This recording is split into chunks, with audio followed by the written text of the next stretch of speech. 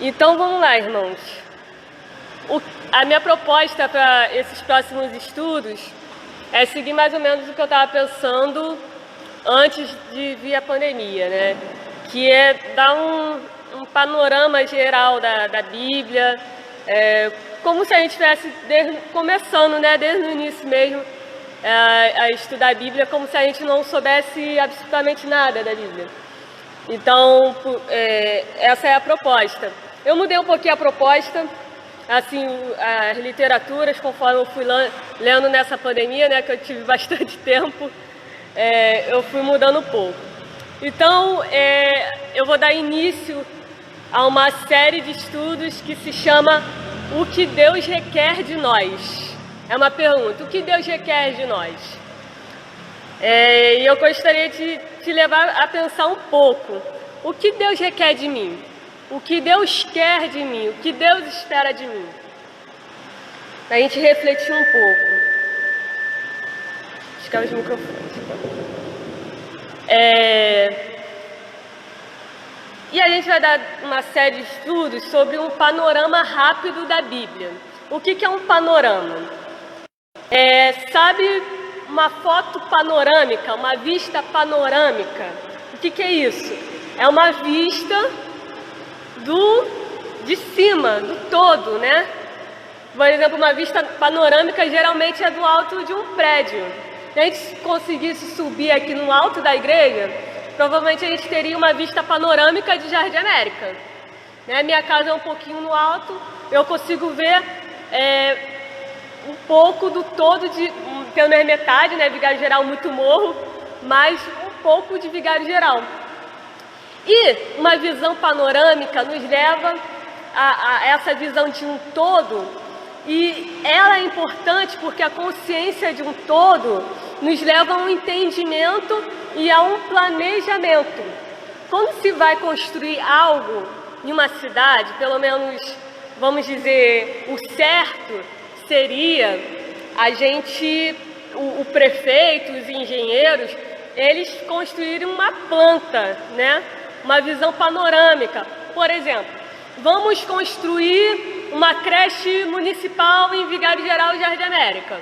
Eles vão pegar uma planta e vão olhar onde tem creche.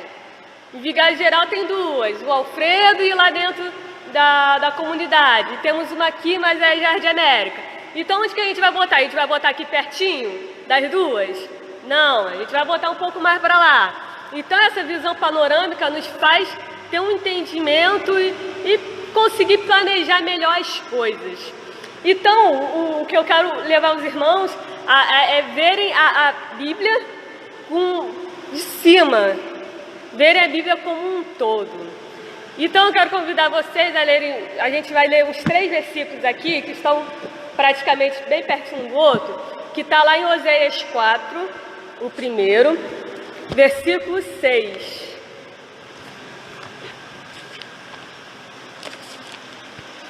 Oséias é Antigo Testamento, depois de Daniel.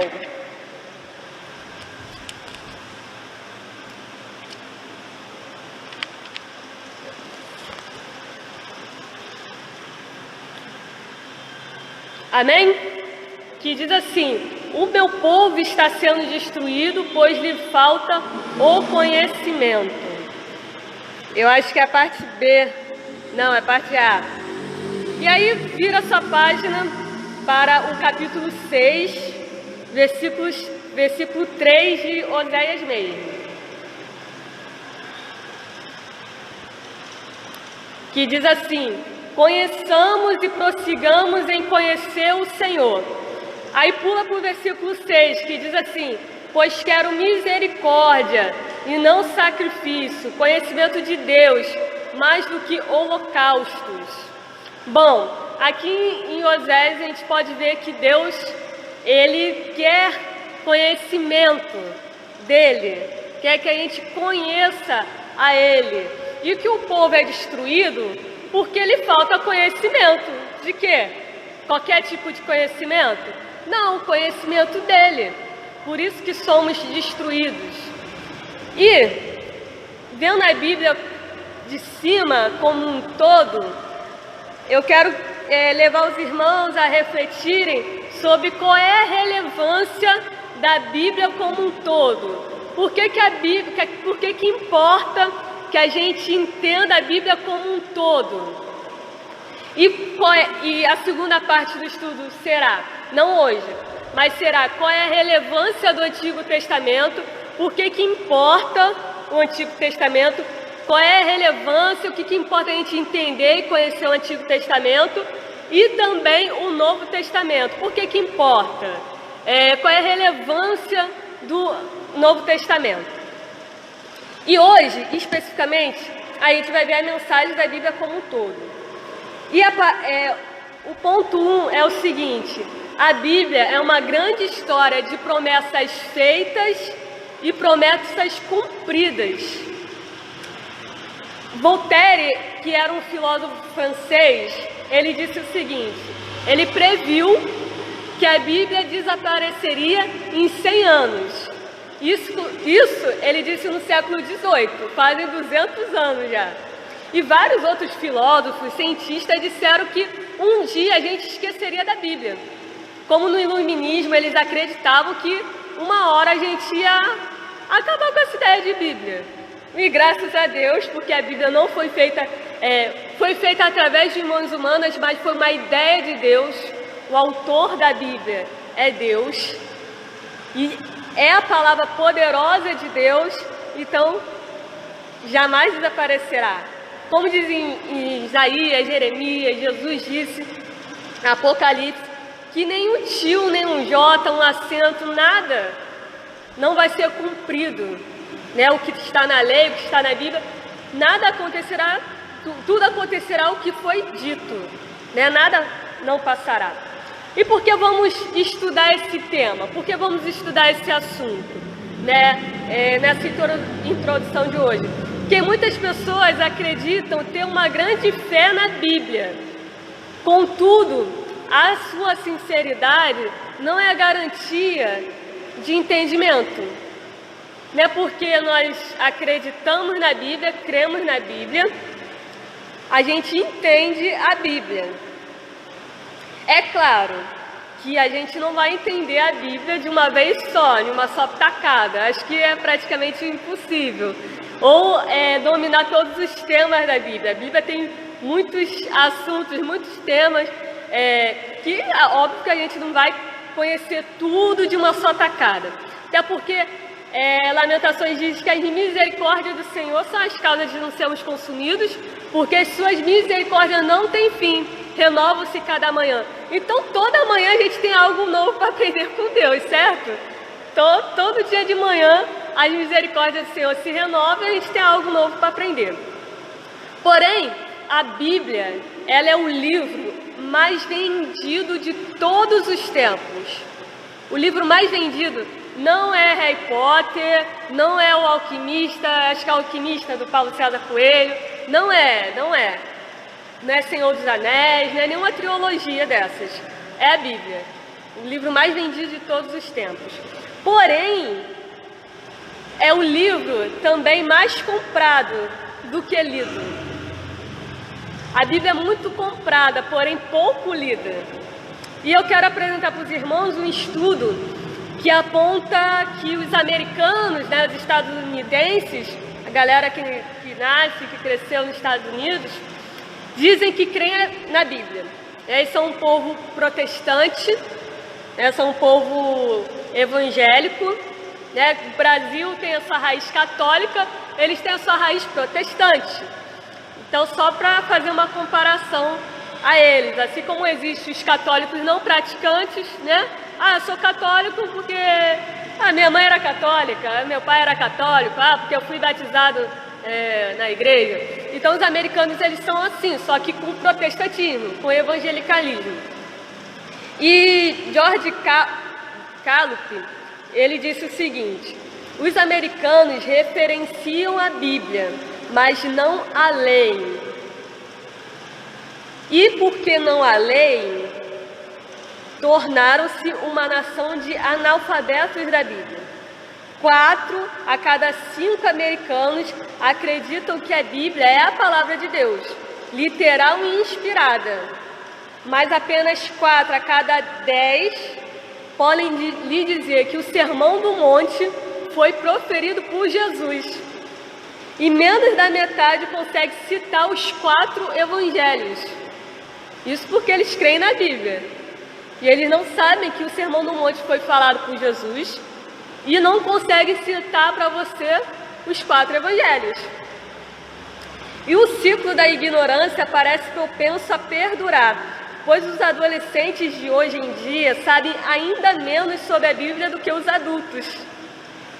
O declínio na leitura da Bíblia se deve, em parte, ao conceito amplamente aceito de que a Bíblia é inacessível e a menor ênfase ao treinamento religioso nas igrejas.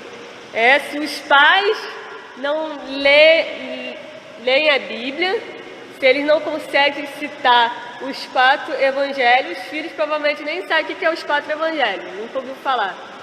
Né? É os frutos, né? Às vezes, é claro que essa geração, até aqui no Brasil, é extremamente culpada dos seus pecados, né? Não tem mais o pecado do pai para o filho, cada um é responsável pelos seus próprios pecados. A minha geração é extremamente culpada, mas ela também é fruto de uma outra geração, né? Nós somos frutos de uma geração que não nos ensinou a amar e ler a Bíblia. Às vezes apenas vir para a igreja. A gente aprendeu muitas vezes um jogo apenas de pode ou não pode. Pode ou não pode? Posso fazer isso? Não posso fazer aquilo? Né? Os adolescentes têm muito essas perguntas. Posso isso? Posso aquilo? E a gente responde com pode ou não pode. Ou quando a gente não concorda, a gente fala que é do diabo, simplesmente é do diabo. O que é do diabo a gente vai dar para ele mesmo, irmãos, que ele merece. Toda a condenação do mundo, a gente também. Mas para ele não é redenção. Mas a gente é fruto de nós mesmos, cada geração é fruto de nós mesmos e fruto da geração anterior. E sobre o declínio da leitura, hoje não existe desculpas para isso, porque nós temos inúmeras versões da Bíblia. Nós porque eu cresci também com a corrigida, né? A corrigida da JUERP, que era a Casa Publicadora das Igrejas Batistas, né? Aquela linguagem rebuscada, porque a Bíblia, irmãos, João Ferreira de Almeida, que é o tradutor da Bíblia para o português, ele era um português. E o português de Portugal é diferente do português do Brasil.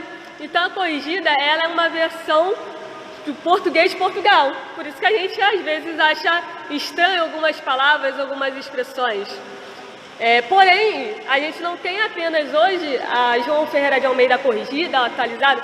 A gente tem a Nova Almeida, que é uma versão atualizada, né? Um pouco mais atualizada. Ela substitui o tu, vós por você, vocês. Nós temos a NTLH mesmo. Nós temos a NVT, que é essa aqui, por acaso, que é a que eu uso. Essa aqui é a nova versão transformadora, que é uma linguagem mais ainda atualizada. E nós temos inúmeros livros de estudos, comentários bíblicos. Então, declinar na leitura da Bíblia, não querer ler a Bíblia, hoje não é tão uma desculpa, porque a Bíblia é difícil de ler. A gente tem inúmeras versões, né? Então, não é uma desculpa para ler. E o treinamento religioso nas igrejas realmente é um conflito para a igreja, realmente é um conflito para quem fala, para quem está aqui na frente, para os pastores, para os líderes, porque o pastor Carlos Eduardo ele pode encher essa igreja fazendo 7 semanas de vitória, né, pastor? 7 prometendo que no fim você vai ter uma vitória, e ele vai te pedir dinheiro e você vai dar acreditando nisso, né? Não estou falando que não é para dar oferta e dízimo para a igreja, não. É sim, irmão. Abre esse bolso aí, não seja miserável, não. Mas elas estão rindo porque já sabe como que funciona o dízimo e as ofertas no Novo Testamento. A gente descobriu que o dízimo e as ofertas no Novo Testamento não é 10%, é 100%. Não é 10 mais, é 100. Mas o pastor Carlos Eduardo pode encher essa igreja prometendo você vitória. O que você quer? O que você quer? É passar um concurso público? É passar para a faculdade? É casar? É ter filho? Ele pode encher essa igreja. Agora, se ele falar assim, todo sábado ou toda sexta eu vou fazer um estudo do livro de Romanos, essa igreja vai estar vazia. E é capaz de cada dia mais estar vazia. Então a gente vive um conflito. O que a gente faz? O que chama o povo ou o que a palavra diz? Né? Então esse treinamento religioso nas igrejas é um conflito, né? Para quem está na frente. Mas eu quero com esse tema, que eu espero que eu chame a sua atenção para o tema principal e para a mensagem básica do cristianismo. Muita gente se assusta quando a gente diz assim, a Bíblia tem um tema principal. A Bíblia tem um assunto principal. Eu quero que você pense, e se alguém quiser falar, pode falar, em uma palavra que você pode resumir a Bíblia. Jesus. A Aline disse ali, Jesus. Não tem outro assunto, não tem outro tema. Tem outros, mas o tema principal, o assunto principal da Bíblia é Jesus, do início ao fim. Gênesis fala de Jesus, né? Fala. Lá em Gênesis 3, na queda,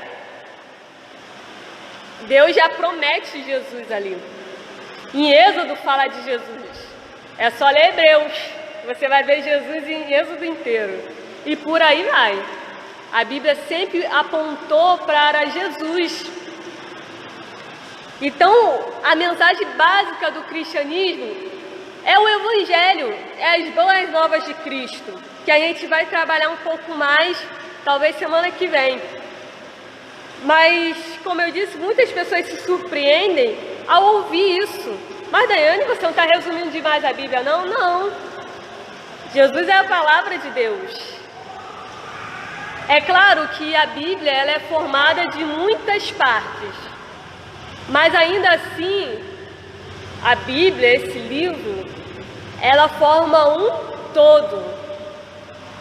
Assim como a Teixeira de Souza, você olhando assim, é uma parte de Vigário Geral de Jardim América, né? Tá bem na divisa.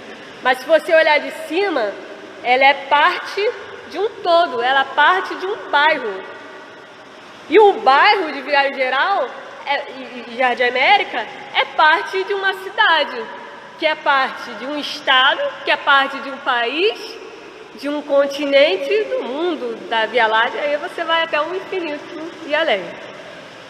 Então, a Bíblia ela conta uma mesma história e uma magnífica história. Tem um texto, e depois fizeram uma música inspirada nesse texto, falando que a gente costuma ler a Bíblia pra gente, no sentido da nossa visão. Por exemplo, quando a gente lê a história de Davi e Golias, a gente costuma se colocar no lugar de Davi, e Golias são os nossos problemas, nossos gigantes que a gente enfrenta e a gente tá com uma pedra e ele morre. Só que essa história, se você entender que Jesus é o assunto principal da Bíblia, ela se torna mais bonita ainda, mais magnífica ainda. Porque Davi, na verdade, é Jesus derrubando um gigante. Que gigante? Nossos pecados. Nosso orgulho, que é pecado também. É Jesus destruindo aquilo que nos afasta de Deus. Moisés era Jesus, o príncipe libertador, o príncipe da paz é Jesus, nos libertando do império egípcio ou do império das trevas para o seu reino da maravilhosa luz. Nos tirando do império das trevas, abrindo o mar que nos separa de Deus, que é os nossos pecados, e nos fazendo atravessar. Hebreus fala, Jesus é um novo e vivo caminho, ele abriu o caminho. Jesus, quem é o filho preferido de Deus? Jesus, e por aí vai, é Jesus. A música fala assim, ele era um menino enfrentando um gigante, era o fogo no monte, era tudo, de A a Z, é sobre Jesus, é tudo sobre você, tudo para você, Jesus, já dizia outra música também. Então, vamos a essa história específica, que é o nosso ponto 2. Nem todo mundo que lê a Bíblia a considera como um todo. Alguns ignoram o Antigo Testamento. Não quero ler não. Não gosto do Antigo Testamento não. O Antigo Testamento, sei lá, é chato, é cansativo, qualquer outra coisa, ou ele não é válido. O que é válido é o Novo Testamento. Mesmo que o Antigo Testamento tenha sido a Bíblia de Jesus e dos apóstolos. Em Mateus, Jesus cita, e o próprio Mateus cita, que Mateus foi escrito para os judeus, né, para aqueles que tinham o Antigo Testamento gravado na mente. Várias vezes Jesus cita. A oração do Pai Nosso é recheada de trechos do Antigo Testamento. Quando Jesus fala, o pão de cada dia nos dai hoje, é uma citação direta, pelo menos para mim é claro, de Provérbios 27, se eu não me engano, que diz assim, não me dê nem muito nem um pouco, apenas o meu pão diário. Jesus não está falando isso, me dê o alimento necessário, o pão de cada dia me dai hoje. E por aí vai, perdoar as nossas ofensas, tudo. Jesus faz várias e direto referências ao Antigo Testamento. Em Romanos, Paulo cita várias vezes o Antigo Testamento. Hebreus então é a explicação do Antigo Testamento, é a explicação de Êxodo. É uma dica para os irmãos, quem quiser, leia Êxodo, depois Levítico também, fala um pouco ali, mas Êxodo e depois leia Hebreus, que você vai entender, por que aquilo tudo, por que purificação, por que queimar bode, por que sacrificar, por que fez um templo, uma cabana, uma tenda, por que só o sacerdote podia entrar no Santo dos Santos, o que é a arca. Hebreus, ele explica aquilo tudo para você. Então, apesar de muitos não afirmarem que ignoram o Antigo Testamento, na prática, às vezes a gente acaba ignorando o Antigo Testamento. Ou a gente não sabe para que serve o Antigo Testamento. Mas estamos aqui para aprender, certo? A gente procura, às vezes, não tão ignorar o Antigo Testamento, mas a gente procura, às vezes, exemplos de coragem e devoção, né, para ser seguido pelas crianças. A gente ama contar histórias do Antigo Testamento para as crianças. Davi, José, Moisés. Mas no todo, no geral mesmo, na prática, às vezes a gente acaba ignorando. E será que seria apenas preguiça? Mas se você é cristão, certamente você conhece o Novo Testamento. Mas se você ignorar o Antigo, você vai desconhecer a base e o fundamento do Novo. Você não vai entender nada daquilo que está acontecendo. Por que Jesus morreu? Por que foi numa cruz? Por que derramou sangue? O que era o cálice que Jesus estava falando? O que era aquilo tudo? O que teve que acontecer aquilo tudo? Né? Se você não lê o Antigo Testamento, você vai ficar sem entender muitas coisas que aconteceu no Novo Testamento. Fica faltando algo. Você pode até realmente compreender o Evangelho, a base da fé cristã, mas vai te faltar algo. O Antigo Testamento, ele é o contexto para a compreensão da pessoa e da obra de Cristo. Ele é todo o contexto do que está acontecendo ali no Novo. A obra divina da criação, a rebelião humana contra Deus, a consequência do pecado na morte, a escolha de um povo específico por Deus, a sua revelação do pecado por meio da lei, a história do seu povo, sua obra entre os demais povos. E a gente poderia continuar aqui, maior tempo falando. Tudo isso faz parte e cria um cenário para a vinda de Cristo. Jesus entrou na história. Jesus não entrou na história, Jesus é a própria história. Mas ele se encarnou na história em um ponto específico. A Bíblia chama de plenitude dos tempos. Aí você pensa, se Jesus poderia ter vindo agora em 2020, se é que não seria 2020, né? A gente está em 2020 depois de Cristo. Mas Jesus poderia ter vindo aqui no nosso tempo, né? Ou Jesus poderia ter vindo antes. Jesus veio num tempo certo, num tempo propício. E por isso, por Jesus ter entrado na história e todo esse contexto, no tempo certo, as parábolas ensinadas por Jesus frequentemente fazem referência ao início do enredo em Gênesis. Referencia a queda. Jesus está falando ali de comunhão com Deus, depois veio o pecado, não tem mais comunhão com Deus, e uma redenção. Então, compreender o propósito de Deus na história, compreender esse enredo, requer que a gente comece do início. Para a gente entender uma boa história, a gente tem que ir para o início. Não faço como que eu fui no cinema. Na verdade, eu fui acompanhar meu irmão, fazer a boa irmã, fazer uma companhia. Mas eu vi Harry Potter e a Pedra, acho que é a Pedra Filosofal, é o último. Ou a Relíquia da Morte, não sei, que eu não entendo. Mas eu vi a parte 2, sendo que é o último filme de uma série de filmes. E eu não vi a parte 1, eu vi a parte 2. Então eu não entendi nada. Eu estava ali só comendo batata e o que estava acontecendo lá, não estava entendendo nada, fui ignorando.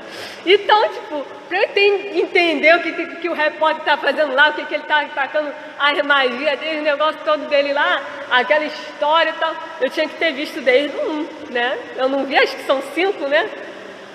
São 7 filmes. E eu vi a segunda parte do 7º. Para eu ter entendido bem a história do Harry, eu tinha que ter visto desde o início, coisa que eu não fiz. Então, para que a gente entenda plenamente, de fato, a Bíblia, o que Deus requer de nós, o Evangelho, a gente precisa começar do início, né? Começar do início. Se a gente puder compreender melhor o Antigo Testamento, nós teremos avançado muito em uma melhor compreensão do Novo. E, portanto, uma melhor compreensão de Jesus Cristo, do cristianismo, de Deus e de nós mesmos.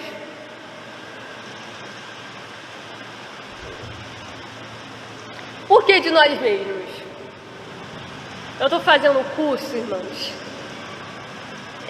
com a missionária online, com a missionária Andréa Vargas.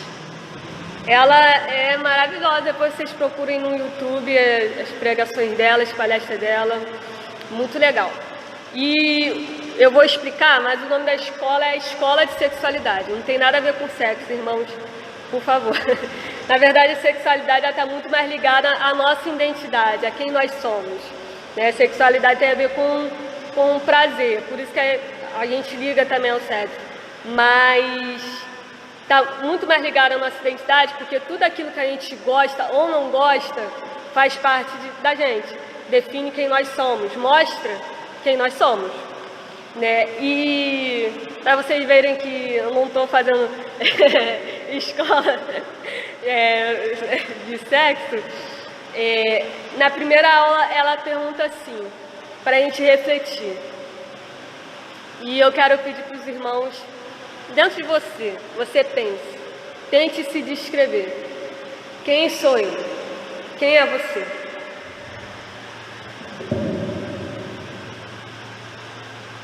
Consegue se descrever? Quem é você? Quem sou eu? Se o que você pensou agora e o que você descreveu, você se descreveu a partir de quê? De você mesmo, da sua família, do seu pai, da sua mãe, dos seus tios, dos seus avós, seja quem for, de uma professora na escola que falou alguma coisa para você, de alguém da rua, ou que fizeram com você. Talvez você fale: ah, sou uma vítima de abuso. Né? Você está se descrevendo a partir de algo que fizeram com você. Se você se descreveu assim, eu te pergunto: e Deus? Deus não fala? Deus está mudo? Está amordaçado? Está com uma máscara que não impede ele de falar? Porque não vai fazer sentido. Se você se descreveu a partir de você mesmo, de alguém, o que fizeram com você, porque essa história aqui que a gente está, foi Deus quem fez. Deus é o autor, Deus que começou. E não faz sentido porque o primeiro que falou na história foi Deus. A gente vai abrir em Gênesis daqui a pouco, mas lá em Gênesis diz: disse Deus, haja luz. O primeiro que falou foi Deus. Então por que Deus, que foi o primeiro que falou na história, não é o primeiro que fala para você quem você é? É você mesmo ou é um outro alguém, é um terceiro, é uma situação? Porque talvez você se descreveu: eu sou a ovelha negra da família. Ah, foi tua família que te descreveu. Ah, eu sou burra, porque eu não consegui aprender. Foi talvez algum professor que te descreveu. Ah, eu sou isso, eu sou aquilo. Foi você que te descreveu. Ah, Daiane, então como eu faço para saber quem sou eu? Deus fala quem é você. Aqui. Deus fala. E Deus, lá em Provérbios diz assim, que leais são as feridas do amigo, de um verdadeiro amigo. Deus não vai esconder nada sobre você, até porque Ele já sabe tudo. Quando você começar a ler a Bíblia, você vai perceber que Deus não vai te poupar palavras. Mas é como Oséias 6 que a gente leu também. No 1, diz assim: Ele faz a ferida, mas Ele cura a ferida. Então Deus fala as verdades para você, sobre quem você é, mas Ele te cura. Ele te oferece salvação. Ele vai falar para você. Porque às vezes a gente só quer o que a gente é mais do que vencedor. Mas Deus fala que você é um pecador também, que você se rebeliou contra Ele. Sobre Israel, Israel foi o povo específico, como eu li ali, o povo escolhido foi Israel. E Deus fala nas verdades, olha só. Em Oséias, então, que a gente leu Oséias, né? Continuando em Oséias, Deus chama, Ele compara o povo de Israel a uma prostituta. Imagina Deus falando para você: olha só, você se comporta como uma prostituta, como um prostituto. Mas vem cá, eu ainda quero me casar com você. Eu ainda quero te restaurar. Eu ainda quero botar roupas limpas, um vestido branco, lindo, cheiroso, maravilhoso em você. Eu quero te adornar. Eu quero te enfeitar. Como diz em Isaías 62, como um jovem casa com uma donzela apaixonada, eu me alegrarei com você. Como um noivo se alegra com a noiva, eu quero me alegrar com você. Mas para tudo isso, para a gente entender quem nós somos e quem Deus quer nos tornar, a gente precisa conhecer a Bíblia. E eu quero pedir para vocês, irmãos, abrirem a Bíblia em Gênesis 1, versículo 1. É o primeiro capítulo da Bíblia, é o primeiro livro, o primeiro capítulo e o primeiro versículo.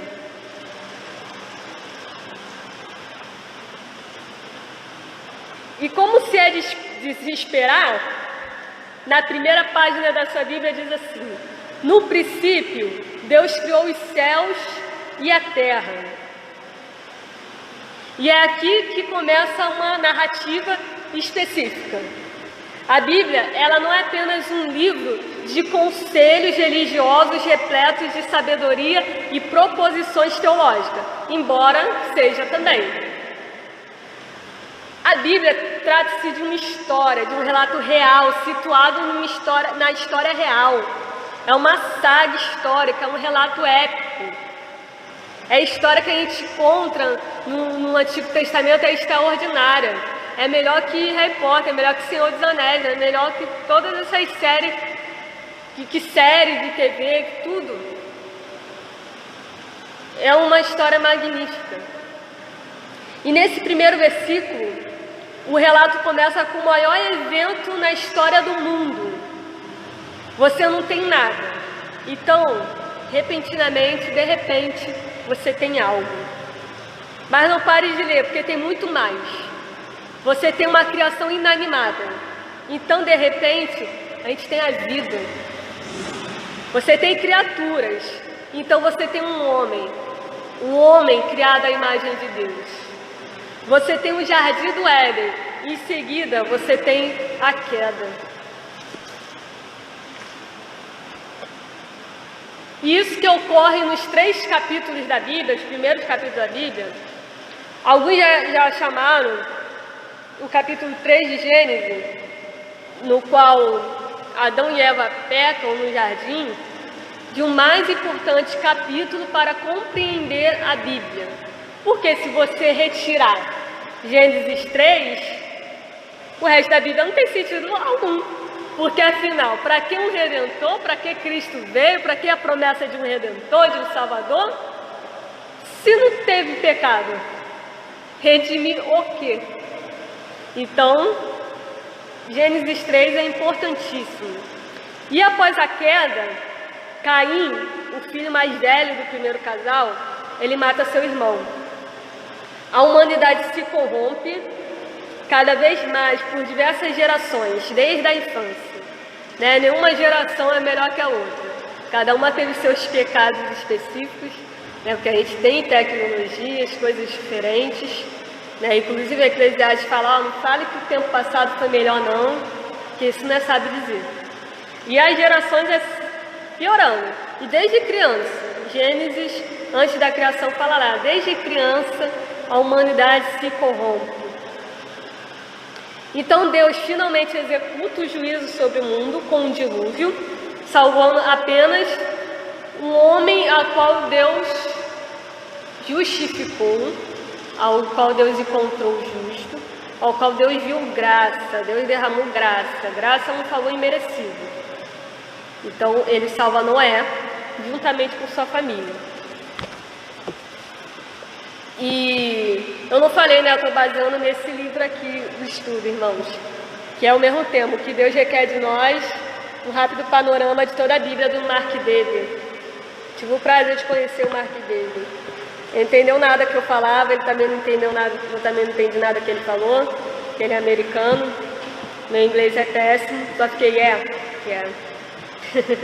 eu só concordei só com ele.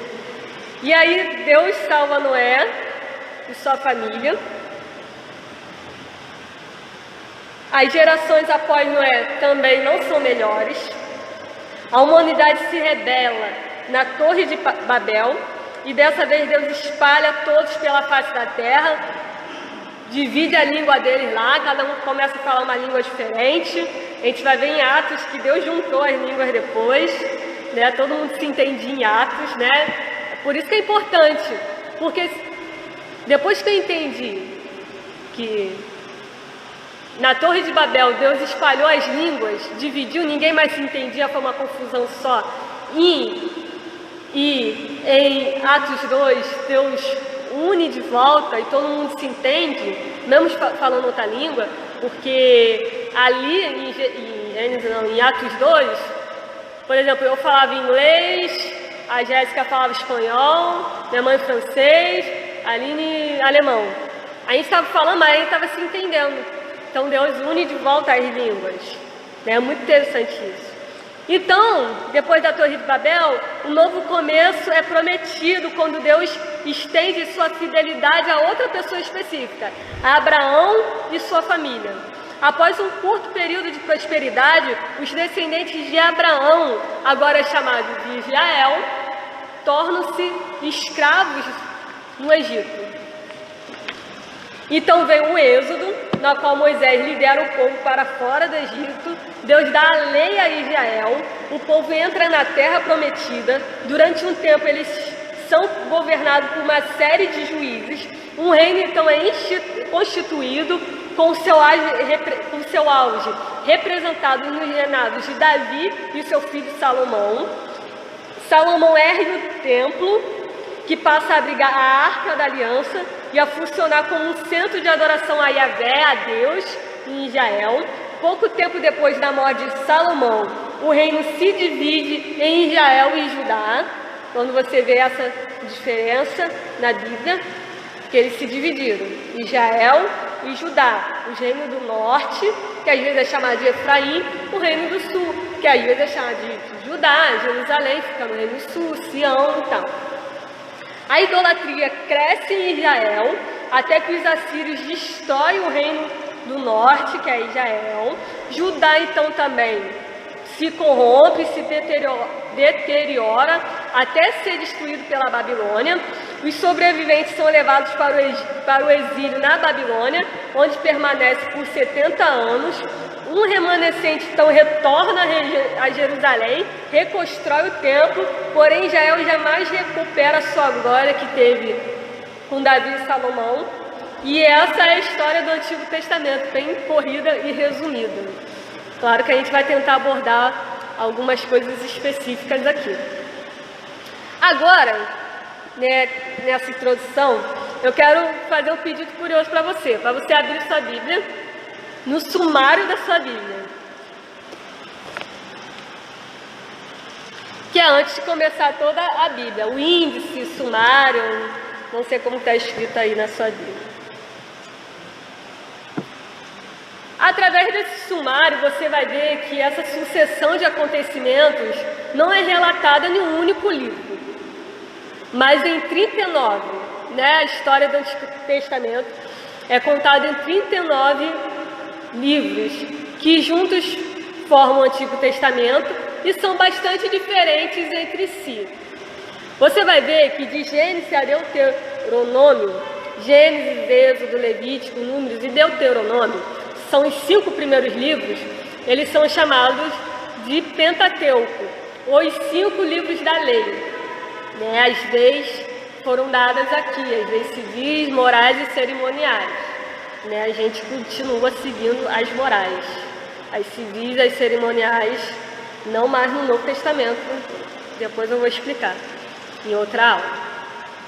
Depois de Josué e Esther, que é Josué, Juízes, Ruth, Samuel, 1 Samuel, 2 Samuel, 1 Reis, 2 Reis, 1 Crônicas, 2 Crônicas, Esdras, Neemias e Esther, eles são os 12 livros históricos.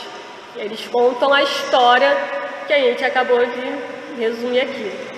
Esses 17, né, os históricos dos Pentateucos, eles registram a narrativa da criação ao retorno do exílio, finalizando 400 anos antes de Cristo. Isso aconteceu até 400 anos de Jesus vir. E eles são mais ou menos cronológicos, mais ou menos. Depois dos outros 5 livros, que é Jó, Salmos, Provérbios, Eclesiastes e Cantares ou Cântico dos Cânticos, eles são os livros poéticos. Eles destacam algumas das experiências mais pessoais do povo de Deus. Esses livros são, em grande medida, coletâneas reunidas ao longo de todo o período do Antigo Testamento e são literaturas de sabedoria, poemas devocionais, os textos cerimoniais do templo que eles liam, músicas, cânticos, né? Eles retratam isso, né? E eles são chamados de poéticos por conta disso. Depois temos mais 17 livros, de Isaías a Malaquias, que é Isaías, Jeremias, Lamentações, Ezequiel, Daniel, Oséias, Joel, Amós, Obadias, Jonas, Miqueias, Naum, Abacuque, Sofonias, Ageu, Zacarias e Malaquias.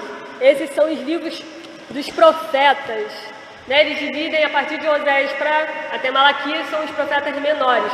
Não por questão de importância, mas é porque eles escreveram menos, por ser pequenininho, os capítulos. Então, se os 17 primeiros acompanham a história de Israel, contam a história de Israel, e os proféticos, os poéticos, descrevem as experiências individuais do povo, né? É a visão do povo. Por exemplo, Salmos 37 é lindo e é forte ao mesmo tempo, porque eles estão exilados, eles foram levados escravos, e o povo lá fala assim para eles: canta uma música aí de Sião, lá que vocês cantavam. Aí eles falam assim: como que eu vou cantar? Eu vou entoar um cântico ao Senhor em terra estranha. Aí eles falam assim: se eu me esquecer de você, Jerusalém, que a minha mão direita resseque, né, que ela perca sua força, sua habilidade. Porque geralmente a maioria das pessoas são destras, né? Você é destro e você perde a habilidade da mão direita até você conseguir, né, que dá, até você conseguir ter a habilidade com a mão esquerda, né? Então mostra ali qual era o sentimento do povo, o que o povo estava sentindo em todas as histórias. E nos proféticos, né, nos livros dos profetas, traz o comentário do próprio Deus sobre essa história, sobre tudo o que aconteceu. Os livros de profecias são, por assim dizer, artigos cheios da autoridade do próprio Deus. Os 17 primeiros contam a história, os outros 5 a experiência do povo, que o povo sentia, e os outros 17 os últimos, o que o próprio Deus estava vendo daquela situação, a visão do próprio Deus, né?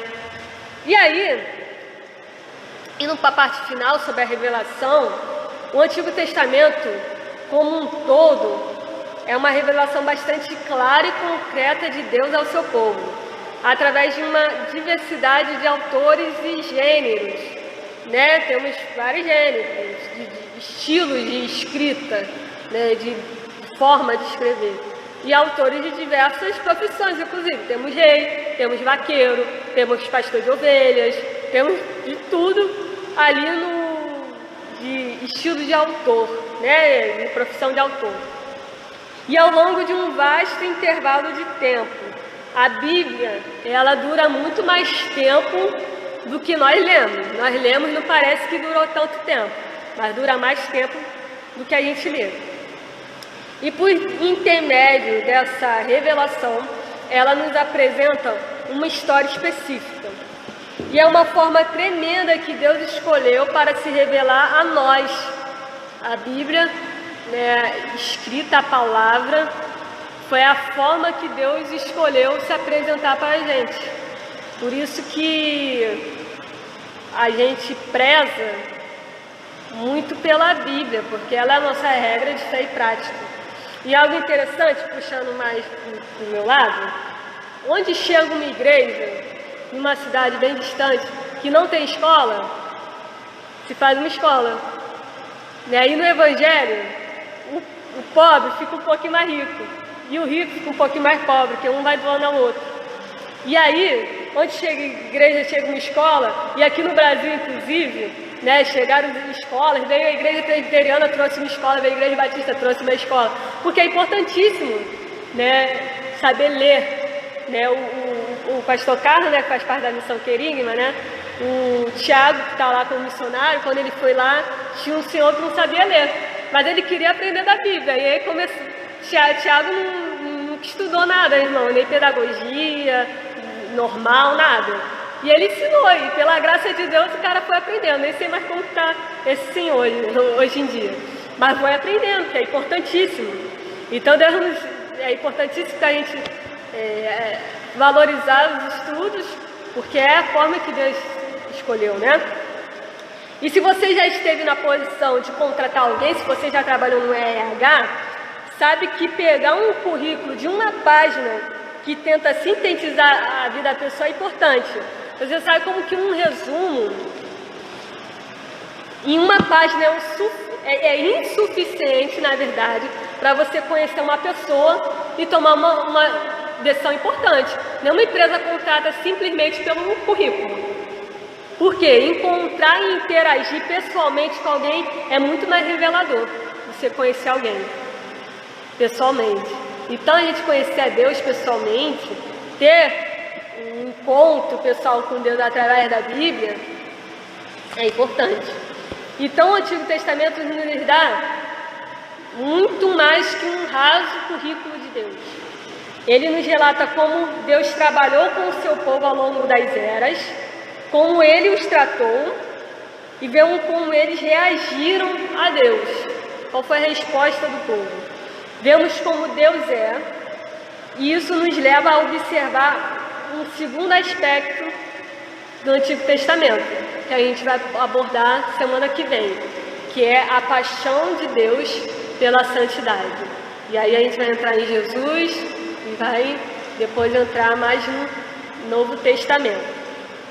Hoje foi uma introdução à Bíblia como um todo e ao Antigo Testamento. Alguém tem alguma dúvida? Sugestões, críticas? Não? É isso então, irmãos. Eu quero agradecer a oportunidade, agradecer ao pastor Carlos pela oportunidade, pela confiança, por mais que eu não mereça, mas agradecer a ele pela paciência.